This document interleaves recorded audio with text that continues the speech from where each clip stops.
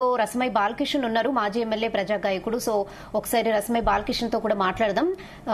నమస్తే అండి. నమస్కారం అమ్మా. నమస్తే. ఏం చెప్తారంటే, మీరు తెలంగాణ ఉద్యమంలో చాలా పాటలు పాడారు. ఈ పాట అన్ని చోట్ల చాలా సార్లు పాడారు. సో ఇప్పుడు కీరవాణి మ్యూజిక్ డైరెక్టర్ గా అనుకోవడంలో మీరు అభ్యంతరం వ్యక్తం చేస్తున్నారు. మీకున్న అభ్యంతరం ఏంటి, ఏం చెప్తారు? విషయాలమ్మా, ఇందాక కొంతమంది మిత్రులు కూడా మాట్లాడుతూ కూడా నేను విన్నాను. వాస్తవంగా 2001లో సెప్టెంబర్ 30 రోజున తెలంగాణ ధూంధాం పెట్టినామమ్మా. నేనే వ్యవస్థాపకుని, నేనే స్టార్ట్ చేసిన. దానికి అందశ్రీ గారు, వీళ్ళ గూడ అంజన్న గారు, వరంగల్ శంకర్ అన్న, అట్లాగే ఆ రోజు మురళీ మదన్న, జయరాజ్ అన్న, సుద్దాల అశోక్ అన్న, గోరేటి వెంకన్న, వీళ్ళందరినీ ఒక ప్లాట్ఫామ్ కి తీసుకొచ్చి మేము ధూమ్ధాం స్టార్ట్ చేసినాము. అప్పటికి ఒక గీతం అంటూ ఏది లేదు. మేము అప్పుడు ఏం చేసేటంటే, మొదట జోహార్లు, నందిని సిద్ధారెడ్డి గారు రాసినటువంటి జోహార్లు అనే అమరులకు జోహార్లు అనే పాటతోని మేము ప్రారంభించుకునేది. సరే, ఒక ప్రారంభ గీతం ఉంటే మంచిగా ఉంటది కదా. అప్పటికే చాలా పాటలు వచ్చినాయి తెలంగాణ మీద, ఒక ప్రారంభ గీతం బాగుంటది కదా అన్నటువంటి ఆలోచన చేసినప్పుడు అందశ్రీ గారికి నేను అప్పుడు చాలా అత్యంత సన్నిహితుడిని. సరే, ఆ పాట విషయంలో దాన్ని రాసినాక దాన్ని మళ్ళీ కేసీఆర్ దగ్గర ఎన్నిసార్లు కూర్చున్నాము, మార్పులు చేర్పులు అదంతా నేను చర్చించదలుచుకోలేదు. అదొక ఇష్యూ అయిపోయింది, అదొక తరము, ఆ కాలం అయిపోయింది. సరే, ఇప్పుడు కీరవాణి గారు దాని గతంలో కూడా మేము రికార్డు కూడా చేయడం జరిగింది. అది చాలా పెద్ద, ఆయన రాసినప్పుడు చాలా ఉండే, వాస్తవంగా కొన్ని చిన్న చిన్న మార్పులతోని అది రికార్డు కూడా చేయడం జరిగినది. సరే, దానికి కొన్ని ఆయన ఆబ్జెక్షన్స్ వీటి మధ్యన దాన్ని పెట్టలేకపోయారు. అది పక్కన ఈ రోజు కొత్తగా కాంగ్రెస్ ప్రభుత్వం వచ్చిన తర్వాత దీన్ని రాష్ట్ర గీతంగా మారుస్తాము అనే దానిలో ఎవరికి కూడా సరే, అది వాళ్ళ ఇష్టము. దాని మీద కూడా మేము వేరే రకమైనటువంటి అభిప్రాయం కూడా నాకు లేదు. ఆయన ఇష్టం ఉన్నంత పాటించుకుంది, అది ఆయన సొంతము, గవర్నమెంట్.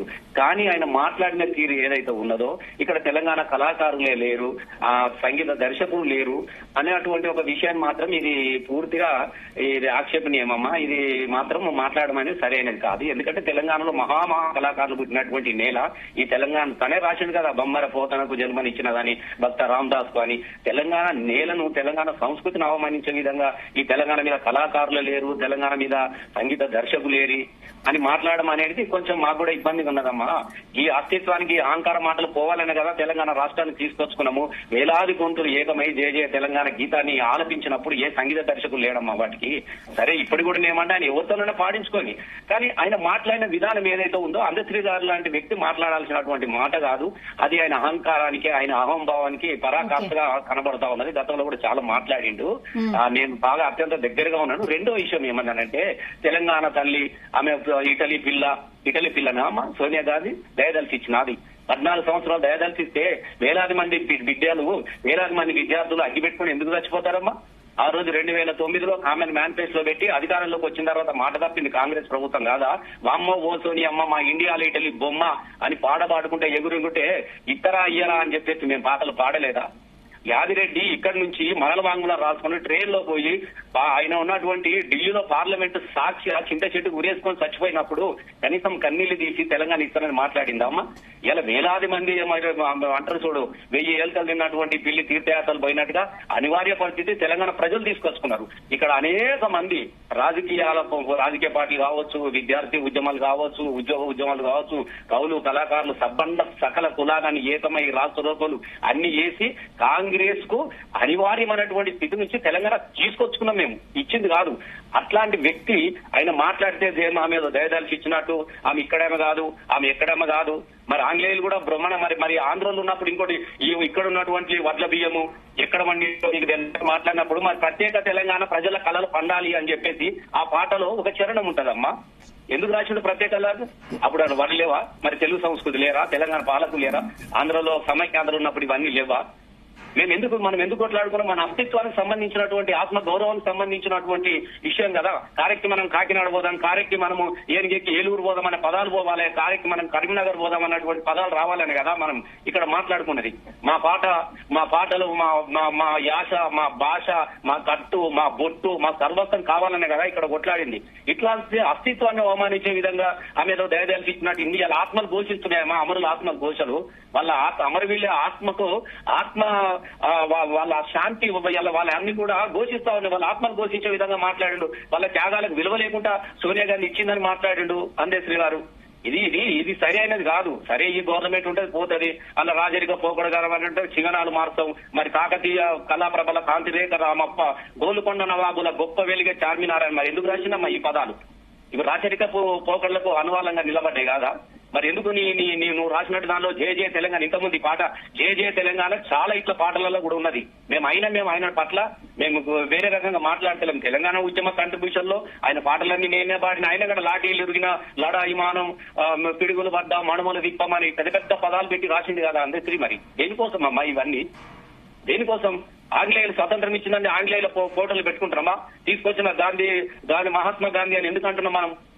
బాబాసాహెబ్ అంబేద్కర్ రాజ్యాంగ నిర్మాతను ఎందుకు లోపడుతా ఉన్నారు ఇక్కడ? సర్దార్ ఇలా భగత్ సింగ్ కానీ సుఖదేవ్ సింగ్ వీళ్ళందరూ ఎందుకు పార్లమెంట్ లో ఉరి తీయబడ్డారు? వీళ్ళందరూ కూడా ఆంగ్లేయులు ఇచ్చిపోయారని చెప్పొచ్చు కదా మనం.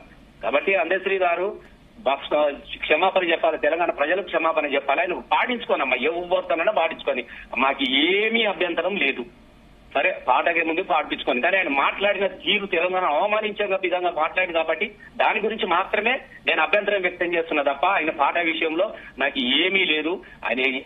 ఆయన పాట ఆ ముఖ్యమంత్రి గారి గతంలో ఆయనకు ఎల్లలు తెలివై కల్చర్ తెలియదు. తెలంగాణ ఉద్యమం మీద తుపాకీ వేసుకొని దండయాత్రకు బయలుదేరినటువంటి మనిషి అమ్మ ఇలా రేవంత్ రెడ్డి గారు. ఇలా ముఖ్యమంత్రి కాగానే మొత్తము కళలు సంస్కృతి అన్నిటి గురించి మాట్లాడుతూ ఉంటే నిజంగా మాకు కూడా అనిపిస్తా ఉన్నది. నేను ఇట్లా మాట్లాడినా అనుకో, నేను ఒక పార్టీ ఎమ్మెల్యేగా ఉన్నాడు, లేకుంటే అభ్యర్థి గారి పాట వస్తే ఓర్వలేరని మా మీద మాట్లాడే అవకాశాలు ఉన్నాయి. కాబట్టి ఆయన పాట బ్రహ్మాండంగా వర్ధిల్లాలని మనస్ఫూర్తిగా కోరుకుంటున్నాం. కానీ ఆయన తెలంగాణను అవమానించే విధంగా తెలంగాణ కవులను, కళాకారులను, అమరులను, తెలంగాణ అస్తిత్వాన్ని, తెలంగాణ ఆత్మగౌరవాన్ని అవమానించే విధంగా మాట్లాడిన దాన్ని మేము తీవ్రంగా ఖండిస్తా ఉన్నాము. దానికి క్షమాపణ చెప్పాలి అందశ్రీ గారు.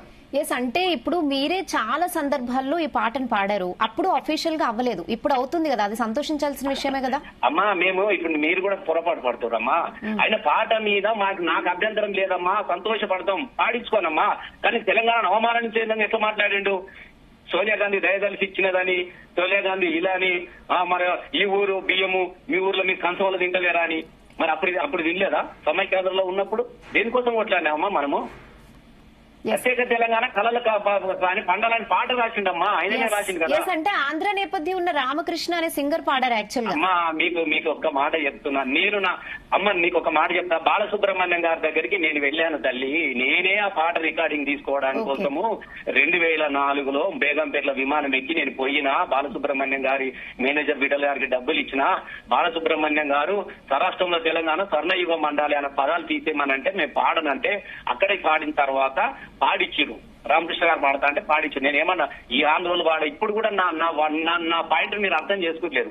అంటే కీరవారితో పాడించుకుంటాడా, ఇంకోలతో పాడించుకుంటాడా, లేకుంటే పాడిలు కదమ్మా సమాజ వర్గం ఇంకా మొత్తం మంది ఉన్నారు అసంటోళ్ళు. ఎవరితోనన్నా పాడించుకోనమ్మా. నేను ఆయన పాట ఎవరితో పాడించుకున్న దానికి నా ఆక్షేపణ లేదు. దయచేసి సోనియా గాంధీ దయదలికి ఇచ్చింది, ఆమె ఇక్కడ పుట్టలేదు, ఆహోహో అని ఈమెనే సోనియా గాంధీ మీద బ్రహ్మాండ పాటలు పాడింది కదా. నేనేమంటున్నాను, తెలంగాణ అస్తిత్వానికి పిల్లలు అంటిపెట్టుకొని చచ్చిపోతే ఎక్కడెక్కడ లాఠీ దెబ్బలు తిని ఢిల్లీలో లొల్లి పెట్టి ధర్నా చేసేసుకొని కొట్లాడి తెలంగాణ రాష్ట్రాన్ని సాధించుకున్నాం కదా. ఆ రోజు కేసీఆర్ గారు అమర దీక్ష పెట్టినప్పుడే కదా చిదంబరం ప్రకటన వచ్చినది.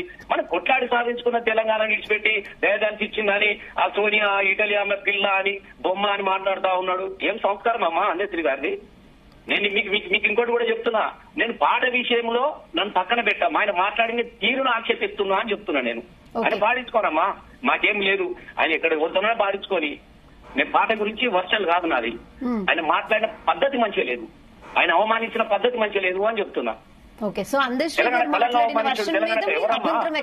ఒక మాట వింటాలి, గోసి గొంగలు వేసుకొని మా పిల్లగాళ్ళు తెలంగాణ ధూమ్ధాం ఆకాశం అంతా ఎగిరి మొగల్ని గుద్దుకుంటా పాట పాడినామమ్మా మేము. ఈ పాట లేవా అసలు? వాస్తవంగా జయ తెలంగాణ వీటికి మ్యూజిక్ అవసరమా? మా జనగణమనాదికి మ్యూజిక్ పెట్టుతురా? వందే మాతరానికి మ్యూజిక్లు ఉంటాయా? ఇది సామూహిక గీతం అమ్మా, ప్రార్థన గీతం అనేది సామూహిక గీతం. ఇది సరే పాడిపించుకొని దానికి అభ్యంతరం లేదు. కానీ మొత్తం ఇక్కడ సంగీత దర్శకుడు లేరా? ఇగో మా పిల్లగాళ్ళు ఉన్నాడు, మా భీమ్ సూపర్ డూపర్ చిన్ని చరణ్ ఎంత అద్భుతంగా వాళ్ళ కాంగ్రెస్ పాటను వాడింది కదా. 3 రంగుల జెండా పడ్డాను అద్భుతంగా, ఎక్కడ పోయిన జనజాతరలో పాటలు వినబడ్డాయి కదా. వందే మాతరం రికార్డు చేయలేదా? ఎంతమంది లేరమ్మా చెప్పండి. వందే మాతరం గారు ఎన్ని సినిమాలకు రికార్డు చేసిండు వందే మాతరం అన్న చెప్పండి మీరు. ఎన్ని నంది అవార్డులు నంది అవార్డు రాలేదా మన అన్న చేసిన దానికి? నేనేమంటే ఎందుకు లేదు, చిన్ని చరణ్ లేడా, భీములు ఉన్నాడు, మా రవి కళ్యాణ్ ఉన్నాడు, పోలగారు మోస్తు మంది బ్రహ్మాండమైనటువంటి సంగీత దర్శకులు ఉన్నారు ఇక్కడ. ఆయన ఇష్టము, ఆయనకు తప్ప ఆయన ఏమన్నా చేసుకొని నేను దాని గురించి చూడండి అది లేరు అంటే చెప్తున్నా. ఆయన పాట ఎవరితోనే చేయించుకొని మస్తుగా ఉన్నారు. ఇక్కడ కూడా చాలా మంది ఉన్నారు, బ్రహ్మాండంగా చేసే వాళ్ళు కూడా ఉన్నారు, సినిమాలకే చేస్తున్నాడు. ఇలా భీమ్ ఉన్నాడు, ఒక గిరిజన బిడ్డ, ఎంత అద్భుతంగా చేస్తా ఉన్నాడు. ఇప్పుడు మస్తు మంది ఉన్నారు. ఇప్పుడు ఆయనే రాయాలా పాట, అంతకన్నా అద్భుతంగా రాస్తారు పాటలు. మీకు ఇది కూడా చెప్తున్నానమ్మా, అందశ్రీ గారు ఉట్టి తబ్బిబ్బి అవుతున్నారు, అంతకన్నా అద్భుత గీతాలు అశోక్ అన్న రాయాలా, గోరెటెంకన్నా రాయలేదా, మా జయరాజ్ అన్న కూడా రాశాడు. అమ్మ తెలంగాణ సల్లంగా చూడవే తల్లి తెలంగాణ, నింగిన పూసిన పుణ్యం అని ఆయన పాడలేదా, ఇది తెలంగాణ కోటి రతనాల వీణ, గుండె రగిలి కథనం రారగా మాలపించి పొలికేక పెట్టినది ఇది రుద్ర వీణ అని చెప్పేసి అశోక్ అన్న 2000లో ఒకటిలోనే రాశాడు అశోక్ అన్న. మరి అందరి పదాలకి అన్నిట్లకే ఇక నేను ఇట్లా అంటే అరే పర్వాలేదా రసమయ్య ఇట్లా మాట్లాడుతున్నాను అంటారు. ఈ పాటలు మస్తునే అమ్మ, మస్తు పాడినాం మేము. ఆ జయరాజ్ అన్న పాట కూడా చాలా సార్లు పాడినాం. అమ్మమ్మ తెలంగాణ, అమ్మ తెలంగాణ సల్లంగా చూడవే మా తల్లి, మా అబ్బ తెలంగాణ, మా బువ్వ తెలంగాణ అని మా గూడని రాయలేదా పాట? ఇవన్నీ లేదా? ఎన్ని పాటలు లేవమ్మా? గద్దర లేదా, అమ్మ తెలంగాణ లేదా? నేను ఏమంటున్నా, సరే నేను రాయించుకొని రేవంత్ రెడ్డి గారికి ఆస్థాన కవి ఆయన రాయించుకొని మాకు అభ్యంతరం ఆయన ఇష్టమున్నతో పాడించుకున్నామా. మేము ఇప్పుడు కూడా చెప్తా ఉన్నాను. ఇంత ముందు ఒకసారి మాట్లాడినప్పుడు నేను విన్నాను, తను ఎవరో నాకు వినబడలేదు.